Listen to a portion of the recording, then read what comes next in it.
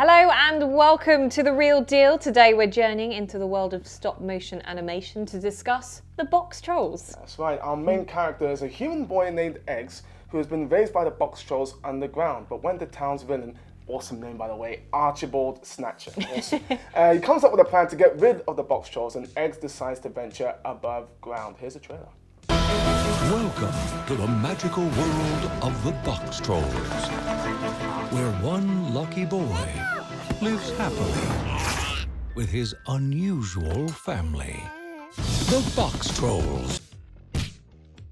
So, this film, it was good, but I can't say I fell in love with it. Oh no, because I love Paranorman and I love Coraline. Yeah, it's not as done good. by the same makers. Well, Yeah. yeah, it's not as good as those, I don't think. I will say that, you know, in terms of the things that I liked about it, the voice acting is fantastic, and the standout for me, easily, Ben Kingsley. As the villain. He plays, as if you have to ask. He plays Archibald Snatcher. He is fantastic. He plays it very over the top, and it's just hilarious. A lot of the funny moments have to do with him. Yeah. And also, you got Nick Frost is in there, and Richard Ayoade. They play sort of henchmen who are very funny. So Richard Ayoade's character in particular, he doesn't think that he's evil. Yeah. And they play that very well. And again, this is, as many animated films are these days, the detail in the animation is fantastic. Brilliant. And every nook and cranny is very impressive to look at. So. I read something that the kid in it who plays Eggs, when he was acting out his scenes with Ben Kingsley,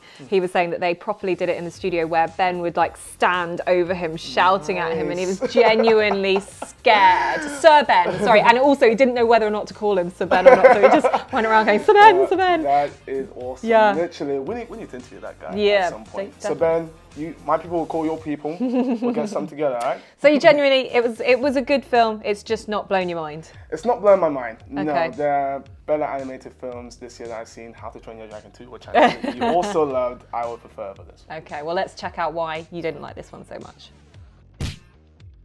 Okay, so we've heard what you thought was really good, great performances, all that kind of stuff, the detail. What wasn't working? Well, warning signs started to go off for me when I was sort of questioning certain parts of the story as the film was going along. I mean, when you're doing a post-screening, there's a bit of sort of leeway they can get the film because you're still in, but there's a point where, because as I say, Eggs was raised underground by the Boxtrolls, but you don't know how he learns to talk English. Right. Why would a feral child know how to speak our language? And like, I'm wondering this as the film was going along. Like, how's this guy speaking? How did he learn the language? So I was wondering that, and stuff like that, which consistently, but that one for sure bothered me. And then the Boxtrolls themselves, they're very well designed, but they're not very cool to look at. Basically, monsters in actual cardboard boxes, aren't they? And they're not very memorable characters either. I mean, individually. Individually, they don't really have any sort of memorable personalities to them, which is a bit of a shame. And then, as I say, the world is again, it's very, very good to look at, but it's not somewhere that you'd like to really spend too much time. Like How to Train Your Dragon 2, it's cool to look at, and you could see yourself. I mean, it gives you that thrill factor of, in this world, not so much.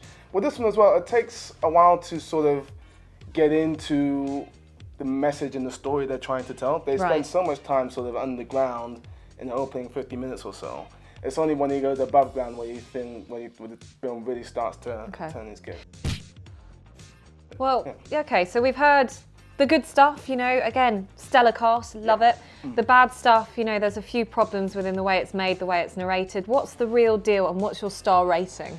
I'm gonna go 3 stars. Okay.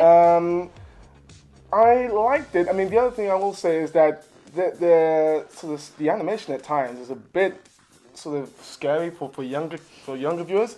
I mean, I've really, I was running out the store. No, I've really heard a couple of stories, press screenings of kids having to be taken out, which is just so, you know, be warned, parents, on that one.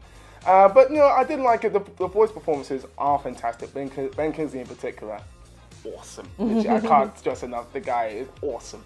But yeah, I didn't fall in love with this one, unfortunately. Okay, so that's The Real Deal on the Boxtrolls. But we want to know what your favourite stop-motion animated adventure is. So let us know via Twitter at The Real Film Show, on Facebook, and of course, check out our website, therealdealonfilm.com. Do it. Thanks for watching.